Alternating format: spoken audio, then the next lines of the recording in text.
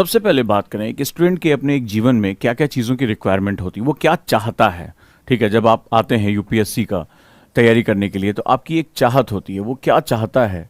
तो ये हमारी विशेज़ क्या होती हैं, राइट? हमें क्या चीज़ हमारी ड्रीम होती है कि जब आप तैयारी करना शुरू करते हैं, सोचिए अगर आप कुछ समय से तैयारी कर रहे हैं तो आपका क्या एक मोटो जहाँ से आपने शुरुआत की थी कि मैं खूब स्टडी करूँगा, ठीक है? खूब अपने टाइम को बढ़ाऊँगा, बढ़ाना भी पड़ता है क्योंकि जीएस भी पढ़ना है, आंसर राइटिंग भी करना है, ऑप्शनल भी पढ़ना है, एस्से भी प्रिपेयर करना है। ये ढेर सारी चीज़ें जो हमें एक साथ करनी पड़ती हैं। तो पहले ही आपकी चॉइस थी कि नहीं मैं जब आऊँगा तो 8 घंटे, 10 घंटे, 12 घंटे जो है वो पढ़ने का मेरे पास एक चाहत है, जब एक स्टूडेंट का एक ड्रीम होता है। फिर रिवीजन के लिए मुझे टाइम निकालना होगा, जो मैंने पढ़ा है इतनी देर में वो मुझे प्रॉपर्ली रिवाइज करना होगा, मुझे बार बार उसको दोहराना होगा, ज़्यादा से ज़्यादा मैं बुक्स पढ़ सकूं। अपनी जो विद्वान बनने का एक प्रक्रिया है, जो मेरे पास एक इंटेलेक्चुअल ट्रेड्स मुझे जनरेट करना है, वो मुझे इसको इंक्रीज़ करना है। तो ज़्यादा से ज़्यादा मुझे बुक्स पढ़नी पड़ेंगी, एक्स्ट्रा बुक्स पढ़नी पड़ेंगी। ये उसकी चाहत होती है, उसको पता होता है अच्छा आंसर राइटिंग करने के लिए मुझे नए शब्दों की ज़रूरत पड़ेगी, न्यूज़पेपर मुझे पढ़ना पड़ेगा। साथ ही साथ अपने हेल्थ एंड जो मेडिटेशन है उस पर बहुत फोकस करके रखना, स्वास्थ्य पे भी ध्यान देना, क्योंकि शरीर अगर नहीं रहेगा तो फिर क्या होगा, हम आगे जो है वो पढ़ाई नहीं कर पाएंगे। आपको दिमाग को जो आपके थॉट्स आ रहे हैं, निगेटिविटी आ रही है, उसको हटाने के लिए मेडिटेशन सबसे अच्छी प्रक्रिया है। ये भी चाहता है, वो चाहता है कि रेगुलर आंसर राइटिंग करूं, रेगुलर बैठ के जो है वो जो मैंने पढ़ा, मेरे टीचर ने पढ़ाया, उस पर मेरी आंसर राइटिंग होनी चाहिए। पर्सनालिटी डेवलपमेंट पे बहुत फोकस करना है, जैसे कि आप कैसे बोलते हैं, आपका जो कंसंट्रेशन लेवल है वो कितना ज़्यादा हाई, आप कितने अलर्ट हैं, ये सारी चीज़ों की हमें बड़ी चाहत होती है। तो एक स्टूडेंट अपने एक 24 घंटे के अंदर जो 24 आवर होता है वो इन सभी चीज़ों को चाहता है। यही 24 आवर्स जब जोड़ते हैं, ठीक है, तो पूरे साल में उसके टारगेट्स पूरे होते हैं। 365 दिन जब वो जोड़ता है 24 घंटे के हिसाब से, तो वो अपने टारगेट्स को पूरा करता है। तो ये एक विश होती है। आपने भी इस तरह के टाइम टेबल बनाए होंगे, अपने स्टडी का टाइम टेबल बनाया होगा, रिवीजन का टाइम टेबल बनाया होगा, जो बुक्स मैं बताता रहता हूँ उनको जो एक्स्ट्रा पढ़ने के लिए उनको भी टाइम टेबल बनाया होगा। मैंने 30 मिनट्स आपको जो है अपनी हेल्थ पर ध्यान देने के लिए बोला, उसके लिए आपने मेरी पर्सनैलिटी में एक निखारा। ये सारी चीज़ें आपकी चाहत होती होंगी, पर सवाल है कि हम ये कर क्यों नहीं पाते। मेरा क्वेश्चन ये है, हम इसको कर क्यों नहीं पाते। ये सारी चाहत हमारी अंदर होती है, डे वन से हम तैयारी करने आते हैं तो अपना हम व्यू देखते हैं कि भाई एक डीएम ऐसा होता होगा, एक एसपी ऐसा होता होगा, तो हम उसको कर क्यों नहीं पाते हैं। ये बड़ा इंपॉर्टेंट सेगमेंट है। तो मेरा आज का जो टॉपिक है वो यही है कि हम समय प्रबंधन कर क्यों नहीं पाते। हम चाहते तो हैं, हम चाहते हैं, हमारी विश है, हम चाहते हैं कि हम ये सारा कुछ करें, हम ज़्यादा देर पढ़ाई करें, हम ज़्यादा देर जो है वो नई नई बुक्स पढ़ें, हम अपनी नई नई आदतों को डेवलप कर सकें, हम ये सब कुछ चाहते हैं, रिवीजन करें, आंसर राइटिंग करें, पर हम ऐसा क्यों नहीं कर पाते। ये समझना बहुत ही इंपॉर्टेंट है कि आखिर कौन है जो आपको आपके टारगेट से दूर लेकर जा रहा है। तो कई बार वो हमारे ही द्वारा हमारा समय बर्बाद किया जाता है और कई बार हमारी मजबूरियाँ होती हैं।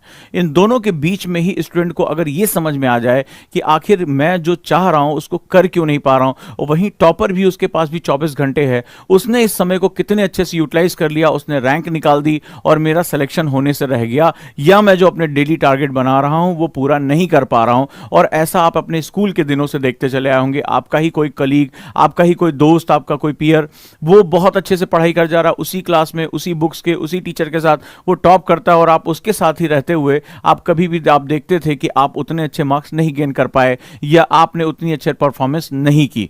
तो इसके पीछे जो बहुत बारीक कारण है, जो हमारे स्कूलों में हमें नहीं सिखाया जाता, हमारे कॉलेजेस में नहीं सिखाया जाता, वो ये होता है कि एक व्यक्ति अपनी परिस्थितियों के हिसाब से अपने टाइम को कैसे मैनेज करता है।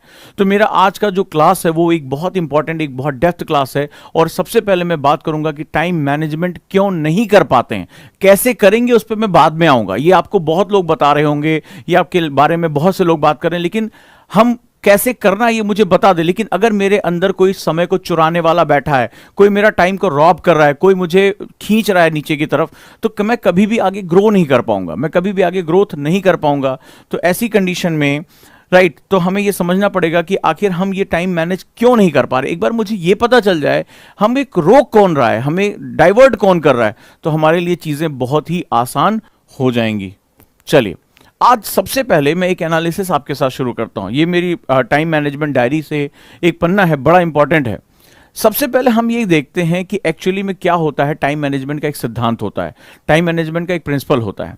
प्रिंसिपल ये होता है कि हमारे ही आसपास, ये तुम्हारे हाथों में जो मोबाइल का डिवाइस है, घर में जो लगी हुई टीवी है, जो दोस्त हैं, रिश्तेदार हैं, या तमाम अन्य हमें काम जो बताए जाते हैं, ये हमें पता नहीं चलता है कि हमारे टाइम को कैसे जो है, जैसे एक कभी आप किसी टंकी में, पानी से भरी हुई टंकी में अगर आप एक लीक कर दें, एक छेद कर दें, तो धीरे धीरे धीरे धीरे पानी टप टप टपकते हुए वो निकल जाता है।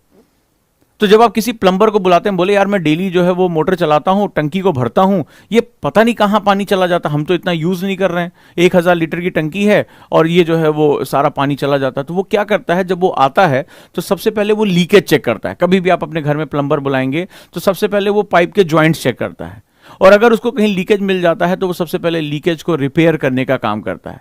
टाइम भी कुछ कुछ ऐसा ही है। टाइम जो हमें 24 घंटे मिला है, आपको भी मिला है, ये दुनिया के महानतम व्यक्ति को मिला है, मुझे भी मिला है, सबको 24 घंटे ही मिला है।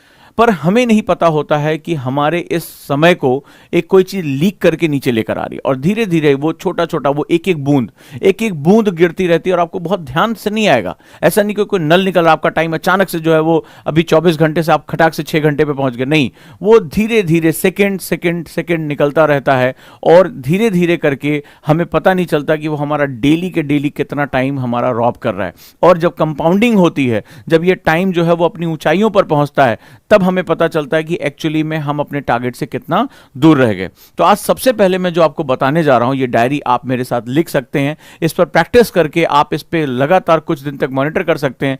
आपको ये पता चल जाएगा कि बेसिकली आपके टाइम की टंकी में छेद कहां है।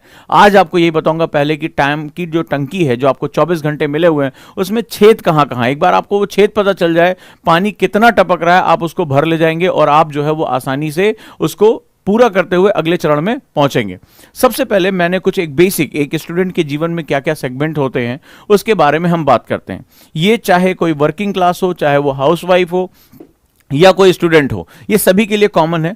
तो एक मैंने टाइटल दिया है, मेरे जीवन का एक दिन। आप पहले एक दिन बैठो और एनालिसिस करो। ये कोशिश करो कि ये फॉर्मेट आप एक हफ्ते तक कम से कम फॉलो करो, कम से कम एक हफ्ते फॉलो करना है, और आपको ये डेली मॉनिटर करना है कि मेरा हफ्ते का, मेरे जीवन का एक दिन 24 आवर कैसे मैं यूज करता हूं, कैसे मैं यूटिलाइज करता हूं 24 आवर्स को। ठीक है, अब चलो देखते हैं। मैंने कुछ मेजर वर्क लिए हैं जहां पर उनकी कैटेगरीज बांटी है मैंने, और जैसे कुछ, पहला मेरी कैटेगरी है वर्क यानी काम। तो एक्टिविटी एक तरफ मैंने लिखा एक्टिविटी, दूसरा मैं इसमें कितने मिनट या कितने घंटे लगा रहा हूं, और मेरे टोटल टाइम का कितना परसेंटेज है, ये कितने परसेंटेज यूटिलाइज हो रहा है। जब प्रबंधन वर्ड यूज होता है, हम टाइम मैनेजमेंट, टाइम टेबल नहीं बनाना सिखा रहा हूं मैं, कभी टाइम टेबल बनाना सिखाता ही नहीं, टाइम मैनेजमेंट की बात कर रहा हूं। मैनेज जो होता है हमेशा डाटा पे किया जाता है। तो जब तक तुम्हें ये नहीं, तुम टाइम मैनेज करना चाहते हो, तुम चाहते हो कि मेरा टाइम मैनेज हो और मैं भी टॉपर्स की तरह अपने टाइम को मैक्सिमम या ऑप्टिमली यूटिलाइज कर सकूं, तो आपको यह समझना पड़ेगा कि मैं क्यों नहीं कर पा रहा हूं। तो पहले मेरे पास डाटा कितना है, तभी तो मैं उस टाइम को कहीं सही जगह लगा पाऊंगा जो मेरा बेसिक टारगेट है। So let's start it. अब हम लोग जो है वो बात करते हैं। सबसे पहले सपोज दैट आप अपना पहला काम लगाइए वर्क यानी काम। वर्क का मतलब होता है एसेंशियल। ठीक है, एसेंशियल, जैसे आप जॉब पर जाते हैं, वो चीजें जो आपकी जीविका चला रही हैं। एक गृहिणी के लिए उसका वर्क जो है, जैसे मान लो उसको बच्चों को स्कूल भेजना है या हस्बैंड को स्कूल भेजना है, खाना बनाना है, तो ये उसका एसेंशियल वर्क है जिसको टाला नहीं जा सकता। इसका मतलब हुआ जिसको टाला नहीं जा सकता। जैसे आपको वर्क किया हुआ स्टूडेंट है, तो आपको कॉलेज जाना है, अटेंडेंस जो है वो लगानी ही लगानी है, आपको वो 5 घंटे आपको वहां पर लगाने ही लगाने हैं। तो ये आपका वर्क हो गया बेसिकली। आपको जॉब जा रहे हैं, आप सुबह 9 बजे से शाम को 6 बजे तक जॉब जा रहे हैं, तो आप वहां पर अपना वर्क लिखेंगे। कोई गृहिणी है, उसको दिन में लंच के टाइम में 2 घंटे किचन में, डिनर के टाइम में 2 घंटे किचन में रहना पड़ता है। वो एसेंशियल वर्क है क्योंकि और कोई करने वाला नहीं है। अगर ऑप्शन है कोई और कर रहा है तो उसको आप वर्क में नहीं कंसीडर करेंगे। यानी वो जो एसेंशियल है जिसको टाला नहीं जा सकता, सबसे पहले आप उसके बारे में लिखेंगे। वर्क में हम कितना टाइम दे रहे हैं, इसमें टोटल कितने मिनट या कितने आवर आपके लग रहे हैं, यहां पर आप बताएंगे। ठीक है, आप कुछ दिन कोशिश करिए, आप काउंट करने की कोशिश करिए। ठीक है, अगर मान लीजिए आप काम में जा रहे हैं और आपको 1 घंटे बीच में लंच ब्रेक मिल रहा है, तो उस समय के टाइम को आप कंसीडर नहीं करेंगे। प्लीज ध्यान रखिए, जब आप अपनी वर्क डेस्क पर हो, जब आप काम कर रहे हो, या जब आप क्लास में हो, अब पता चला दोस्तों के साथ आप कैंटीन में हैं, दोस्तों के साथ आप घूम रहे हैं, और मुझसे आप यहां लिख दिया सर मैं सुबह 9 बजे कॉलेज निकल जाता हूं, शाम को 4 बजे आता हूं, और पता चला उस दिन आप 4 पीरियड केवल कर रहे हैं, बाकी टाइम पे आप दोस्तों के साथ घूम रहे हैं, थोड़ा सा आप जो है कैंटीन चले गए, पार्क में चले गए, फुटबॉल खेलने लगे, दैट इज नॉट कंसिडरेबल। इसीलिए मैंने इस यूनिट को मिनट में रखा है, ताकि आप एक साथ 8 घंटे 6 घंटे जैसा वर्ड यूज ना कर सकें। अगर आपको एक से 1.5 घंटे आपको टाइम मिल रहा है, जैसे कई मेरे स्टूडेंट हैं जो टीचर्स हैं, तो उन्होंने कहा कि सर हम सुबह 9 बजे स्कूल जाते हैं और शाम को जो है वो 2 बजे या 4 बजे हम लौटते हैं, लेकिन उसमें हमारे पास 2 ही या 3 पीरियड होते हैं, बाकी टाइम हम जो है वो बाकी और काम कर रहे होते हैं या अपना स्टाफ रूम में बैठे होते हैं। So that is not considerable, वो कंसिडरेबल नहीं है। जिस काम पे आप लगे हुए हैं, जिस समय को आपने लगाया है, केवल आपको उसको यहां पर लिखना है। क्लियर हुआ यहां पर बात? राइट, डन है। आपको आज अपना एक दिन देखना, आप देखिए मैं आपका कैसे 24 घंटे के अंदर टाइम निकाल देता हूं।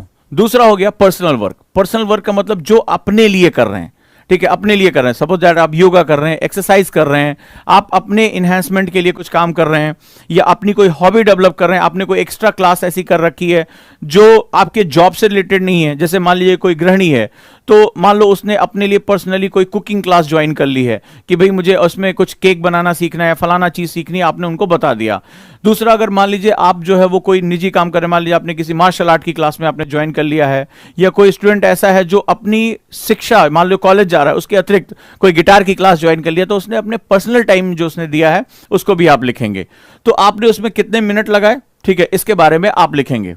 क्लियर हुआ? पर्सनल टाइम जो आप अपने लिए इन्वेस्ट कर रहे हैं, जो अपने पर्सनल सेगमेंट आप यूज कर रहे हैं, कुछ स्किल सीख रहे हैं, कोई जो है सेगमेंट कर रहे हैं, एक्सरसाइज कर रहे हैं, मेडिटेशन कर रहे हैं, किसी और नई स्किल के साथ जा रहे हैं, वो आपका पर्सनल टाइम हो गया। फिर खाना खाने में आप कितना समय लगाते हैं? बहुत से लोग 2 टाइम खाना खाते हैं, बहुत से लोग 3 टाइम खाना खाते हैं, ठीक है, कई लोग टीवी देखते हुए खाना खाते हैं, तो बड़ा हमें पता नहीं चलता, हमें लगता है हम खाना खा रहे हैं, लेकिन कई लोग देखिए बड़ा टाइम इसमें लगाते हैं, बहुत ज्यादा समय इसमें इन्वेस्ट करते हैं, और जो है वो कई बार हम थोड़े थोड़े स्नैक्स के चक्कर में बहुत लंबा समय गप्पबाजी हो जाती है। चल यार 2 समोसे खा के आते हैं, आपको पता नहीं चलता वो समोसे की एग्जैक्टली कीमत क्या है, वो 10 रुपए का समोसा नहीं हो जाता, वो आपके टाइम का बहुत बड़ा हिस्सा खा जाता है। राइट, तो आप खाने में कितना समय दे रहे हैं, आपका स्लीप साइकिल कैसी है, आप कितनी देर सोते हैं, वो आप जरूर लिखिए, ये बड़ा इंपॉर्टेंट होता है। कोई 6 घंटे सोता है, कोई 8 घंटे सोता है, कोई 6 घंटे रात में सोकर 1 घंटे दिन में सोता है, तो आप जो भी समय सोने में लगा रहे हैं वो भी आप यहां पर लिखिए। आपको इससे पता चलेगा आप अपने दिन का कितना हिस्सा सोने में इन्वेस्ट कर रहे हैं, कितना जो है वो लगा रहे हैं।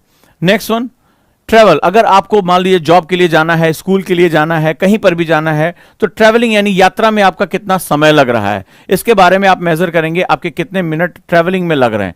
मान लीजिए बहुत से लोग जॉब पे जाते हैं, 25 मिनट, 30 मिनट, 40 मिनट, ये भी उनका यात्रा में, अगर जा रहे हैं तो आना भी है, तो इतना टाइम उनका इन्वेस्ट होता है, ये भी बड़ा इंपॉर्टेंट है।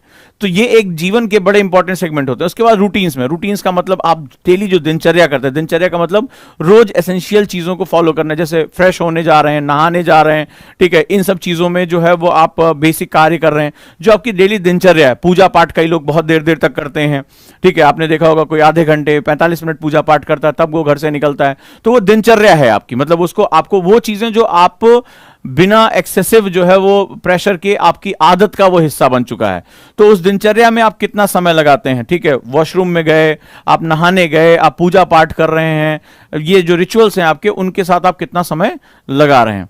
इसके बाद आपके पास खाली समय और फुर्सत के समय कितने हैं, इन दोनों में थोड़ा सा बेसिक अंतर होता है। फ्री टाइम वो होता है जब आप रिलैक्स होते हैं, ठीक है, जब आपको कहीं भाग दौड़ नहीं करना होता है, आप आके थोड़ी देर लेट गए, थोड़ी देर आप बैठ गए, या जो है वो आप खिड़की के किनारे बैठ के सोचने लगे, छत पे टहलने लगे, वो आपका खाली समय होता है। फुर्सत का समय होता है जिसको हम लोग लेजी लम्हे कहते हैं, यानी कि जब आप कुछ नहीं करना चाहते, आलस आ रही है, मन कर रहा है चलो उठ के काम भी करें, और फिर आपका मन करता है चलो यार थोड़ी देर पड़े रहें, तो वो उसको फुर्सत के क्षण बोलते हैं, जहां पर जो है वो आप कुछ भी नहीं करना चाहते हैं। तो इसको आप ये देखिए आप कितना टाइम फ्री लगाते हैं, ठीक है, आप कितना समय जो है वो फ्री टाइम निकाल लेते हैं, कितना समय आप कुछ नहीं करते हैं, लेटे रहते हैं, ठीक है, छत की तरफ कई बार देखते रहते हैं, खिड़की पे चले, छत पे बालकनी पे लोग ऐसे हाथ रख के बड़ी देर तक ऐसे बाहर देखते रहते हैं, तो वो भी समय आपका काउंट होना चाहिए, क्योंकि हमें तो मैनेज करना है, हमें ये देखना है कि हमें कहाँ से समय निकालकर कहाँ पर हमें इन्वेस्ट करना है। तो ये फ्री टाइम या फुर्सत के क्षण हो जाते हैं। इसके बाद हमारा फैमिली टाइम, जैसे अगर बच्चे हैं तो हम उसके साथ कितना समय दे रहे हैं, अपने जो है हस्बैंड वाइफ या जो भी माता पिता, आप फैमिली के साथ ही टाइम, ये बड़ा क्वालिटी टाइम होता है। फैमिली के साथ आपको समय, कितना समय आप दे पा रहे हैं, नहीं दे पा रहे हैं तो भी बहुत से लोग इसलिए स्ट्रेस में होते हैं कि वो परिवारों को समय नहीं दे पाते हैं, वो कहीं और उलझे रहते हैं, ठीक है, वो नॉन एक्टिव वर्क में जो है जुटे रहते हैं, टीवी देखने में चले जाते हैं, लेकिन अपने बच्चों की पढ़ाई पर, अपने परिवार के साथ, अपने जो है निजी संबंधों के साथ वो समय नहीं दे पाते हैं, ठीक है, या कई बार वो बहुत एक्सेसिव समय दे देते हैं, तो बाकी चीजें जो क्या हो जाती है, बर्बाद हो जाती हैं। तो जीवन में इन सभी चीजों का बड़ा महत्व। कोई व्यक्ति, मान लीजिए कोई किसी का कोई गर्लफ्रेंड है, बॉयफ्रेंड है, अब पता चला देर रात तक चैट कर रहे हैं, बात कर रहे हैं, अब उस चक्कर में पता चला काम में लेट हो रहे हैं, बॉस अलग गुस्सा आ रहा है, तो आपकी प्रोफाइल खराब होती चली जा रही है। या बच्चे को स्कूल जाना है, वो नहीं जा पा रहा है, और आप जो है देर रात तक जाकर टीवी देखते रहे और जो है फैमिली को टाइम नहीं दे पा रहे, उसका होमवर्क नहीं कराया, टीचर की शिकायत आ रही है कि अरे आपने होमवर्क नहीं कराया, ठीक है, तो ये क्या होता है, घर में किचकिच मची हुई है। तो फैमिली टाइम एक बहुत ही एक्टिव टाइम, बहुत इंपॉर्टेंट टाइम होता है। उसके बाद नॉन एक्टिव टाइम, जैसे आप कभी चिप्स का पैकेट लेके टीवी के आगे बैठ गए, आईपीएल देखने लगे, नॉन एक्टिव, आप कुछ नहीं कर रहे हैं, ठीक है, आप सिर्फ टीवी को घूरे जा रहे हैं, घूरे जा रहे हैं, पिक्चर देखे जा रहे हैं, वेब सीरीज आप देख चुके हैं, उसके बाद भी आप उसको देखते चले जा रहे हैं, ठीक है, आप एक मूवी को दोबारा दोबारा देख रहे हैं, तो ये this is your non active time. And other time, वो कुछ ऐसे चीजें जो आपकी जिंदगी में, जैसे मान लो सब्जी लेने जाना पड़ रहा है, या कोई और भी काम करना पड़ रहा है, कोई मिलने आ गया बिना बुलाए, तो ये अन्य कामों में भी सेगमेंट होते हैं। तो आप इस सेगमेंट को आप एक बार अपने जीवन में इसकी डायरी बनाइए, कम से कम 7 डेज आप मॉनिटर करिए। मिनिमम आपको 7 डेज यहां पर मिनिमम जो है आपको मॉनिटर करना पड़ेगा, ठीक है, मॉनिटर करना पड़ेगा। और यहां पर आपको बताना है कि आप अपने काम को, जो भी है, चाहे आप कॉलेज जा रहे हैं, चाहे, लेकिन कॉलेज में जो आपकी एक्टिविटी है, डेस्क पे, क्लास में, आपके किचन के फ्लोर पर, आप एग्जैक्टली कितना टाइम लगा रहे हैं, तो उस पूरे 24 घंटे का वो कितना परसेंट है, निकाल लीजिएगा उसको कैलकुलेटर से, कितना परसेंट आप टाइम लगाते हैं। आप अपने पर्सनल कामों में कितना समय लगाते हैं, आप खाने में कितना समय लगाते हैं, नींद में कितना आपका समय जा रहा है, ट्रैवलिंग क्या आपको रोज करनी पड़ रही है या नहीं करनी पड़ रही, उसमें कितना समय जा रहा है, दिनचर्या में कितना समय जा रहा है, ठीक है, हम इसको भी बड़ा इंपॉर्टेंट तरीके से कर्व कर सकते हैं। खाली समय आप कहीं दे रहे हैं कि नहीं दे रहे हैं, आपके पास जो है वो खाली समय तो जरूरत है, लेकिन आप लेजी लम्हे ज्यादा तो नहीं एंजॉय कर रहे हैं कि आप पड़े रहते हैं, सोचते रहते हैं, सपने देखते रहते हैं बेवजह के, जिसे हम लोग डे ड्रीम कहते हैं। परिवार के साथ आप समय दे पा रहे हैं या नहीं दे पा रहे हैं, ये भी बड़ा जरूरी होता है। गैर सक्रिय नॉन एक्टिव वर्क कितने, कि आप बहुत ज्यादा टीवी देखते हैं, बहुत ज्यादा सर्फिंग करते हैं, इंटरनेट मीडिया पे बहुत ज्यादा रहते हैं, तो इसमें आप कुछ नहीं कर रहे होते, आप सिर्फ किसी की पोस्ट को देख रहे हैं, इंस्टा के पोस्ट को ऊपर नीचे कर रहे हैं, तो this is non active work, ये आपका कितना जा रहा है। और अदर वर्क, कोई इमरजेंसी वर्क, जैसे मान लीजिए कई बार क्या होता है कि आप संयुक्त परिवारों में हैं, कोई आ गया मिलने, कोई आपको काम पे भेजा जा रहा, जाओ दौड़ के सब्जी ले आओ, जाओ ये मेहमान एक्स्ट्रा आ गए, तो कहीं ऐसा तो नहीं ये सारे काम आपके जीवन में कुछ बहुत ज्यादा हो रहे हैं, तो ये भी हमें समझना बहुत जरूरी है। क्लियर है यहां तक, किसी को कोई डाउट?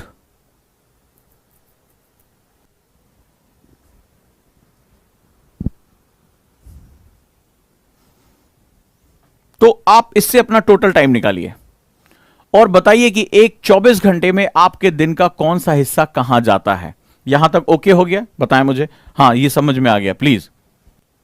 अभी आपको बताऊंगा कि आप अपना ही देख पाएंगे, यार आपको पता ही नहीं तक 24 घंटे में कौन आपका टाइम चुरा के लेके जा रहा है। और ये समझ में आ गया तो आप अपने आप से रीडिंग भी कर लोगे, अपने आप से जो है वो रिवीजन का टाइम भी निकाल लोगे, सब कुछ कर लोगे। टाइम मैनेजमेंट इतना बेहतरीन चीज है।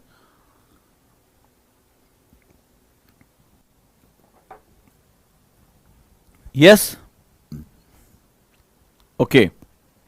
नाउ जब हमने ये कर लिया तो हम एक चार्ट आपको मैं और दे रहा हूं, इसको भी बनाओ, ये बड़ा इंपॉर्टेंट है। ये कहता है कि आप एक विलिंगनेस शो करने जा रहे हैं। इस चार्ट में आप एक विलिंगनेस शो करने जा रहे हैं, और विलिंगनेस में मैंने आपको 4 कैटेगरी में यहां बांट दिया है। ये 4 मेजर कैटेगरी होती हैं जो किसी भी इंसान के जीवन को डिसाइड करती हैं, ठीक है। यहां पर मैंने जो यहां रखा हुआ है, प्रत्येक पर कुल कितना समय, टोटल टाइम ऑन ईच, आपने अपने कामों में, वर्क में कितना, ये मेजर हो गया। आपने घर में कितना टाइम लगाया, सामाजिक कार्यों में, आप एक सोशल जो है, human is a social animal, आप समाज में कितना लगा रहे हैं, बाहर जाना, मिलना, वो भी काम करना, और निजी कामों में कितना समय लगा रहे हैं। तो इसमें पहला जो सेगमेंट हो गया वर्क, ठीक है, यानी काम पर आप कितना समय लगा रहे हैं। चाहे आप अपने स्कूल जा रहे हो, आप अपने किचन में हो, आप नौकरी पे जा रहे हो, ठीक है, कॉलेज का सेगमेंट हो, आपका जो भी काम हो, आप खेतों में काम करते हो, आप व्यवसायी हो, किसी भी सेगमेंट में आप काम में कितना, प्रत्येक पर आप कितना समय इसमें लगाते हैं। तो चूंकि पहले चार्ट से आपको पता चल गया कि आपका कितना है, दूसरा परसेंटेज कितना है। मान लीजिए आप 8 घंटे काम करते हैं, 8 आवर्स, बहुत डेडिकेटली काम कर रहे हैं, तो आपको यह पता है कि आप अपने टोटल टाइम का 33% किस में लगा रहे हैं, 33.33% कहां लगा रहे हैं, आप 8 घंटे काम करते हैं, 24 घंटे में अगर आप 8 घंटे काम कर रहे हैं वर्क में, तो आपका सबसे बड़ा मेजर हिस्सा जा रहा है 33.33% किस में जा रहा है? आपका जा रहा है वर्क पे। आपका ये मेजर सेगमेंट है, क्योंकि इससे ही आपकी जीविका, आपका परिवार चलता है। दूसरा, एम ऑफ द वर्क, काम का लक्ष्य क्या है? जैसे अगर आप कॉलेज जा रहे हैं तो आपका काम है स्टडी करना, यानी अपनी इन्हेंसमेंट को करना। आप काम पे जा रहे हैं तो आपके लिए क्या है? आपकी अर्निंग होना चाहिए, आप कमाने जा रहे हैं। आप हाउसवाइफ हैं तो आपको पता है कि परिवार में आपकी सबसे इंपॉर्टेंट जिम्मेदारी है, हस्बैंड को ऑफिस भेजना है, अभी घर पे बच्चों को जो है वो सही समय पर पोषण देना है, स्कूल भेजना है। अब इसके बाद जो बदलाव मैं करना चाहूंगा, change I would like to make, suppose that आप 8 घंटे ऑफिस में हैं, ठीक है, ये बड़ा इंपॉर्टेंट है। अब 8 घंटे में आपको 3 घंटे और 4 घंटे के स्लॉट मिल रहे हैं, लेकिन आपके पास 1 आवर स्लॉट फ्री हो रहा है। आप इसको भी वर्क में कंसीडर कर रहे हैं। क्या इन 1 घंटे में मैं, जैसे मान लीजिए हमने ऑडियो बुक लॉन्च की, Ojaank audio book play store से, क्या मैं ऑडियो सुन सकता हूं? मैंने फ्लैश कार्ड आपको बनाना सिखाया। क्या मैं कैंटीन में चुपचाप अपने दोस्तों से गप करने की बजाय मैं उन फ्लैश कार्ड को एक बार रिवाइज कर सकता हूं? या स्कूल गया और कॉलेज गया और कॉलेज में मुझे मेरे दोस्तों ने कहा चल यार एक क्लास बंक करते हैं और चलो थोड़ा घूम के आते हैं, एज भी होती है, फैक्टर भी होता है, तो चलो क्या मैं घूमने निकल जाता हूं? या उसको भी मैं चेंज करना चाहता हूं, यानी बदलाव करना चाहता हूं। ठीक है, जैसे बहुत से लोग किचन में काम करते हैं, बहुत सी जो है हाउसवाइफ, तो वो गाने सुनना या जो है साथ साथ उन्होंने मूवी लगा ली, उस पर वो काम करते हैं। तो वहां पर क्या होता है?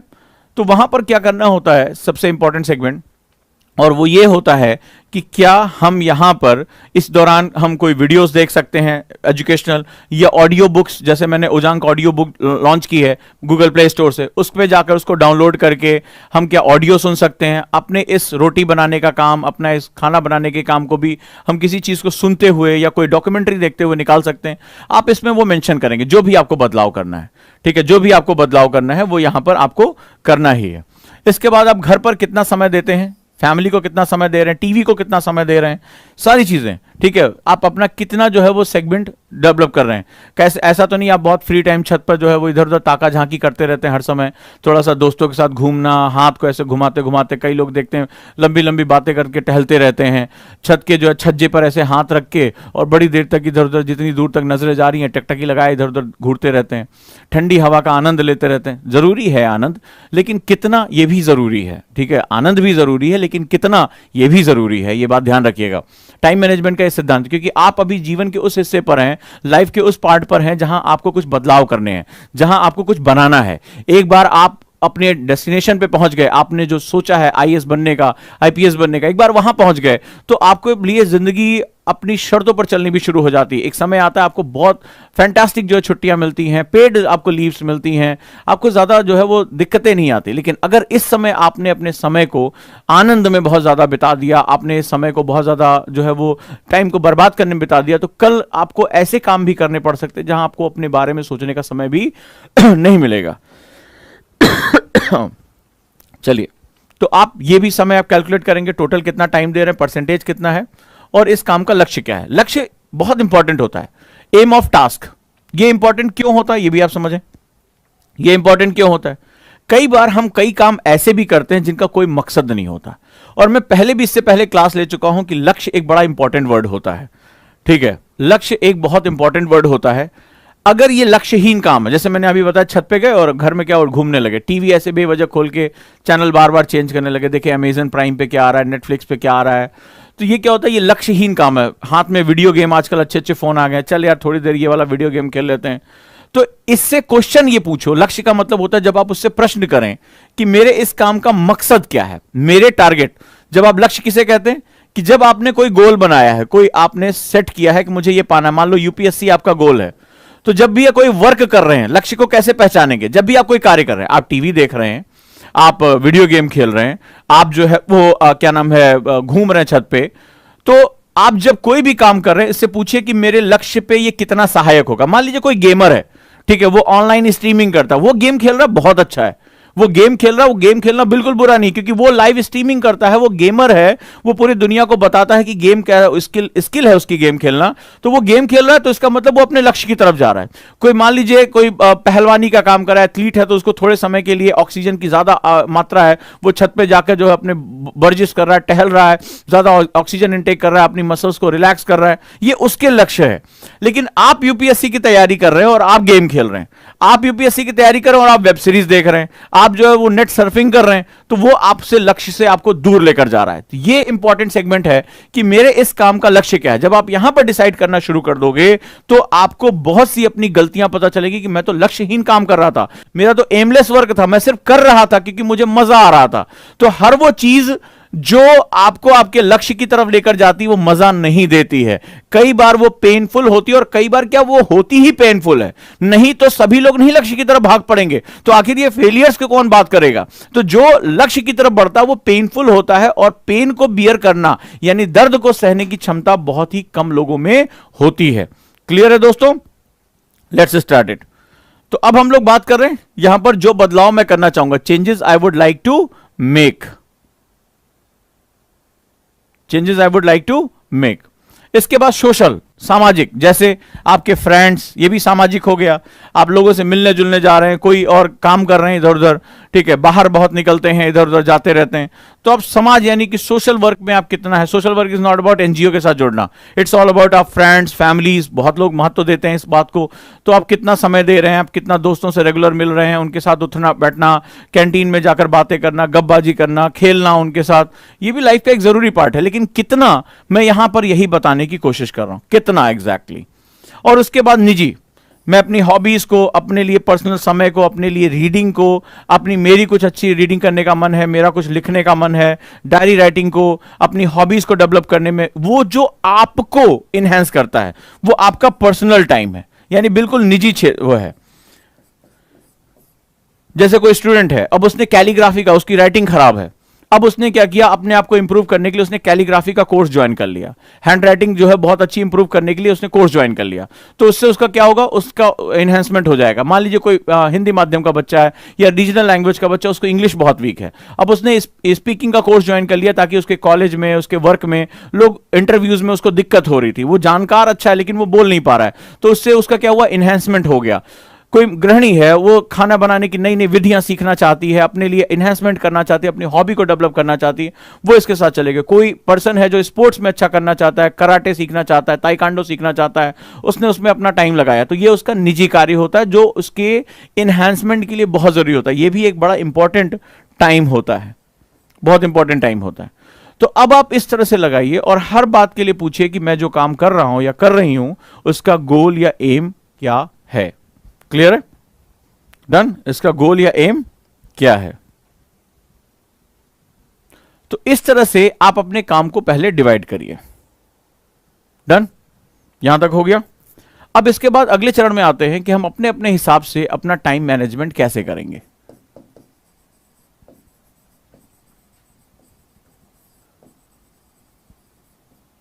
सबसे पहले बात करते हैं जो लोग जॉब पे जा रहे हैं या जो हाउसवाइफ हैं, ठीक है, ये दोनों के लिए बात करते हैं टाइम मैनेजमेंट।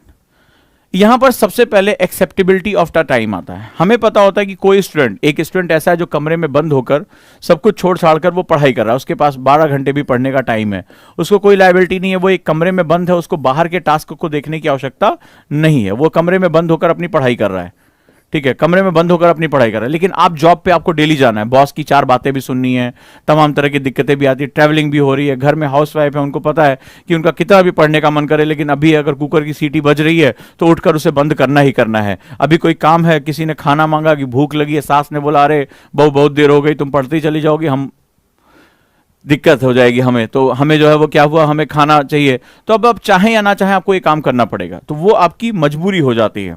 ऐसी कंडीशन में सबसे पहले अपने दिमाग से कहिए कि जैसे कई बार बच्चे मुझसे कहते हैं सर 1 साल में आईएएस निकल जाएगा। आप सबसे पहले यहां पर एक काम करिए, अब आप ये जानते हैं कि इसके मुकाबले आपके पास हाफ टाइम भी नहीं है, तो जब आपके पास हाफ टाइम भी नहीं है तो आप अपने गोल टाइम को दुगना कर दीजिए, गोल टाइम को दुगना कर दीजिए।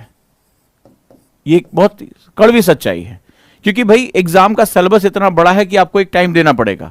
अगर आप इस व्यक्ति से कम टाइम निकाल पा रहे हैं तो अपने गोल टाइम को डबल कर दीजिए, उतना ही टाइम बढ़ा दीजिए। जैसे अगर ये सोच रहा है कि 1 साल, तो आपके लिए टाइम होना चाहिए 2 साल। आप इस तरह से, जो भी लोग जॉब कर रहे हैं कुछ भी कर रहे हैं, वो सोच के चलें कि इससे अपना टाइम डबल करिए। अगर आप इससे हाफ टाइम निकाल पा रहे हैं, अगर आप इतना ही टाइम निकाल पा रहे हैं, तब तो कोई बात नहीं है। जो रिक्वायरमेंट है, ये बहुत बड़ी सच्चाई है। आप सोच रहे हैं कि कोई ऐसी क्षमता, कोई ऐसी जादुई गोली, कोई ऐसी ताबीज आ जाएगी जो आपके आंखों के सामने से पन्ने गुजरेंगे और आपको खटखट खटखट याद हो जाएगा। ऐसी कोई चीज अभी फिलहाल मैं नहीं जानता, कोई जानता होगा तो आपको बता देगा। यहां पर क्या होता है कि आपको अपना, अगर आपका टाइम हाफ है बाकी लोगों से, या जैसे हमारे स्टूडेंट हैं, तो अगर आपका हाफ टाइम है तो आप गोल टाइम डबल कर दीजिए, ठीक है, जितना भी है। अगर आपका टाइम इसके कंपैरिजन में 1/3 है तो अपना गोल टाइम 3 टाइम्स बढ़ा दीजिए। मान लीजिए आपको केवल दिन में 3 घंटे ही पढ़ने के लिए मिल रहे हैं, चाहे आप कुछ भी कर लें। अगर आपको 3 ही घंटे मिल रहे हैं या 4 ही घंटे आपको पढ़ने के लिए मिल रहे हैं, तो अपना गोल टाइम इसको क्या करिए, 3 साल कर दिया, 3 टाइम्स कर दिया। अब आप कहेंगे सर आप हमें इस तरह की बातें क्यों कर रहे हैं, हम 1 साल में आईएएस क्यों नहीं बन सकते? जब आप अनरियलिस्टिक गोल बनाते हैं तो आप मुझे बताइएगा, कोई ऐसा स्टूडेंट है जो यहां पर अनरियलिस्टिक गोल बना के नहीं 1 साल में आईएएस बन जाऊंगा? मुझे बताना, एक शब्द जनरेट होता है प्रेशर, हां या ना मुझे बताइएगा। एक्सेसिव प्रेशर होता है। इसके बाद, प्रेशर के बाद आता है जिसे हम लोग कहते हैं घबराहट, एंजाइटी।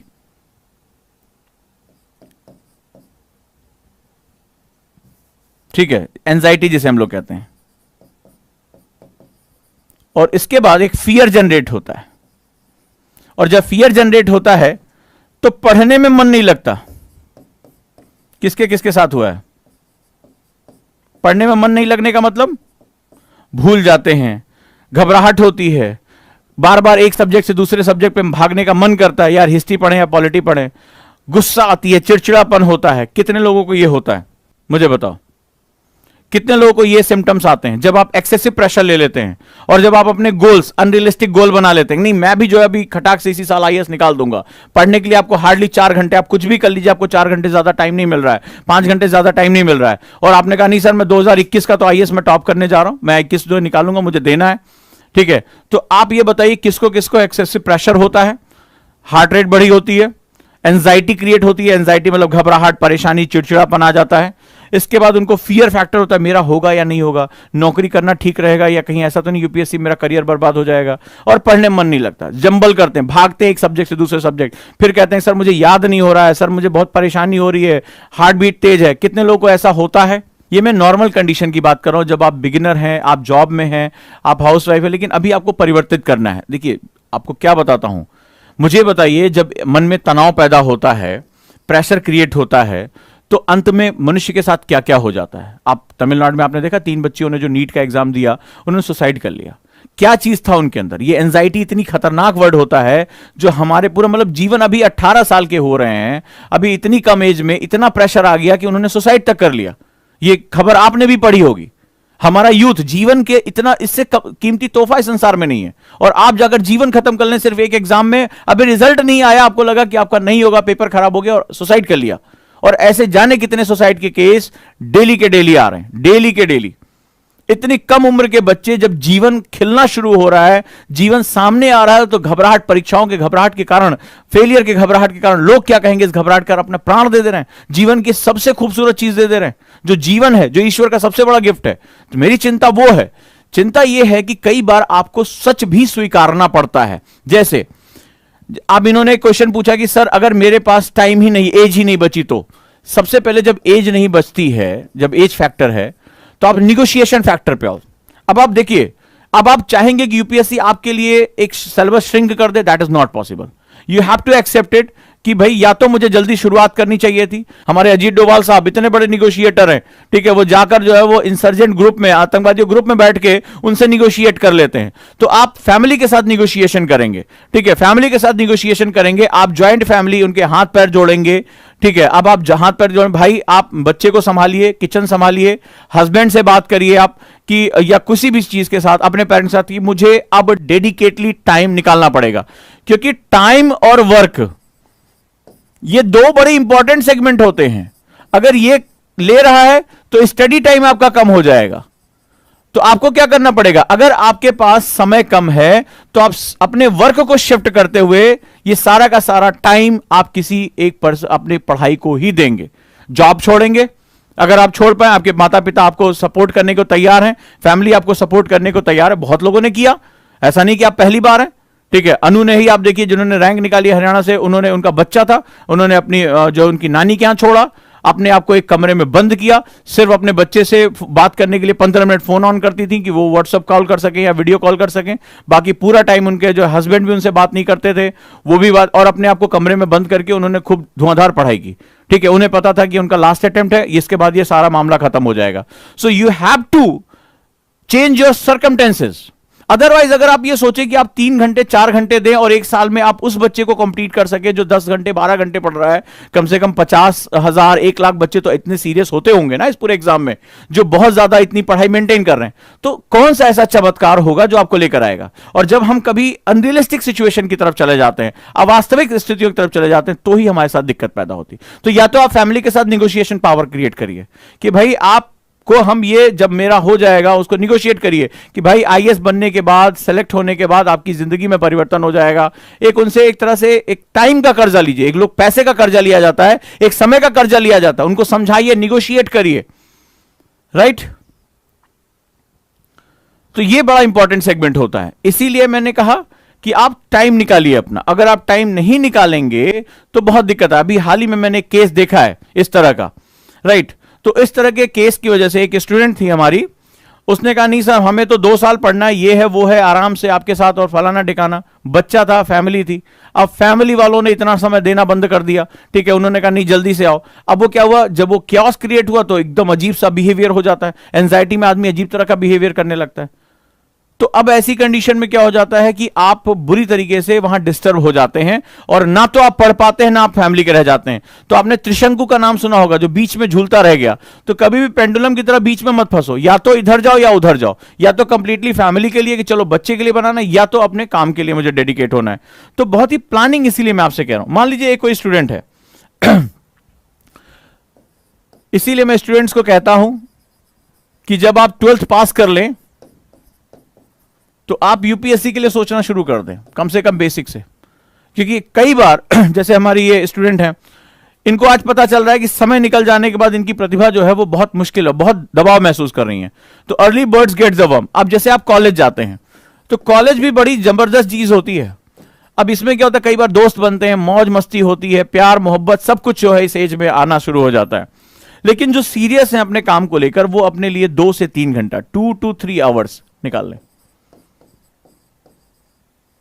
सिर्फ इतना कह रहा हूं, 2 से 3 घंटे ये निकालें। एक सब्जेक्ट, एक न्यूज़पेपर, एक कोई स्किल है उसके साथ सीखें, जल्दबाजी नहीं करें। और इनके लिए इतना इंपॉर्टेंट है कि लर्निंग में आए, लर्निंग में सीखने के लिए, कि मुझे एंजॉय करते हुए सीखना है। सब्जेक्ट क्या है, मुझे मजे के लिए पढ़ना है, मुझे जानना है कि मेरी कंट्री में क्या हो रहा है। जब इस पर्पस के साथ पढ़ें रादर देन कि सिलेबस खत्म करें, फलाना करें, तो कॉलेज प्लस 2 से 3 घंटे यूपीएससी की पढ़ाई जब आप करेंगे तो आपको लगेगा अरे 2 से 3 घंटे में क्या होगा। लेकिन इनके पास 3 साल हैं कॉलेज के, ध्यान से समझना, 3 साल हैं। और जब वो 3 गुणे 365 गुणे 3 करके देखो कितने आवर्स बनकर तैयार होते हैं। ये आवर्स 1 साल में पढ़ाई करने वाले स्टूडेंट से ज्यादा हो जाते हैं। ठीक है, तो इसको हम लोग कंपाउंड इफेक्ट कहते हैं। ये 2-2 3-3 घंटे जो जुड़ते जा रहे हैं ईज होके, अपना बस ये सोचना है कि भाई अपने एंजॉयमेंट के लिए सिर्फ संडे रखना है, बाकी पूरे टाइम मुझे पढ़ाई करनी है। कॉलेज गए, कॉलेज में अगर 1 घंटा भी मिल रहा है तो कुछ बहुत स्मार्ट मेथड है, उसमें 15-20 मिनट रिवाइज कर लिया, न्यूज़पेपर पढ़ लिया। वहां पर आपने देखा होगा बहुत से कॉलेजेस में लाइब्रेरीज होती है, न्यूज़पेपर आता है, आप गए वहां बैठ लिए, टीचर के जो है वो पैर छुए, टीचर को सम्मान दिया। टीचर खुद ही इतनी हेल्प कर देता है, उनके स्टाफ रूम में न्यूज़पेपर आता है, वो न्यूज़पेपर आपको पढ़ने के लिए दे देंगे। टीचर हमेशा अपने स्टूडेंट की मदद करना चाहता है, बस उससे वो मदद लेने का तरीका ढूंढना पड़ेगा तुम्हें। तो वहां पर आप गए, आपको लगेगा अरे सर 3 घंटे में क्या होता है। जो देखो ना, मैथमेटिकल कैलकुलेशन निकालो, 3 गुणे 365 गुणे 3, ये किसी भी एक साल में वो जो ग्रेजुएट करके वो जो आता है ना मोगली टाइप का जो है टार्जन बन के कि मैं आईएएस बन जाऊंगा, उससे ज्यादा टाइम निकाल लोगे और उससे ज्यादा तुम बेस्ट तरीके से तैयारी करोगे। इसीलिए मैं हमेशा कहता हूं early birds get the worm. जो सबसे पहले शुरू करता है उसकी संभावना हमेशा ज्यादा बनी रहती है। प्रेशर नहीं होता, एंजाइटी नहीं होती, तो इसमें आप लर्निंग कर पाते हो, सीखते हो मेरा देश क्या है, मेरे देश की चुनौतियां क्या है, क्या समस्याएं हैं जिसका समाधान मैं आने वाले समय में दे सकता हूं। तो आप बिना किसी टाइम के टिक टिक करती घड़ी आपको कभी परेशान नहीं करती है और आप यहां बहुत इंजॉय करते हुए सीखते हैं।